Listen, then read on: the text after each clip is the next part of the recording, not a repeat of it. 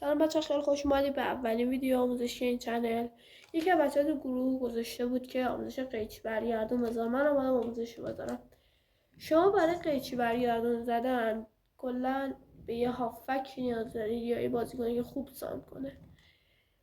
مثلا بازیکنایی که خوب سانت میکنن مثل لوکا مودریچ، تونی کروس، یا اگه آنلاین هست بازیکنای آیکون که اینا خیلی خوب هستن، خوب سانت میکنن. ولی بازیکنایی که بد هستن سانت میکنن مثل همین تالکسیا هوایی زمینی سانت میکنن و باعث میشه بازیکن قیچی بزنه نه قیچی برگردون. حالا مثلا رونالدو به جایی که قیچی برگردون بزنه قیچی میزنه، ولی مثلا لوکا مودریچ اگه باشه یه بازیکنی که خوب سانت کنه قیچی برگردون میزنه.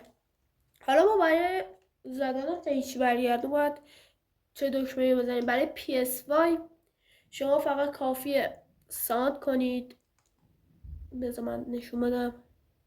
شما باید برید به گوشه سانت کنید. ای بابا اینا که شما فقط کافیه سانت کنید. سانت که کردی الدو رو نگه داری و شوتی که میزنه. حالا اگه زبدر هست PS5 هست شما باید شوتو بزنید. بعد اکثرا بازیکنایی که قد بلند هستن بهترین قیچی رو میزنن مثل هالند، رونالدو. خب این آموزش امیدوارم خوشتون باشه. خداحافظ.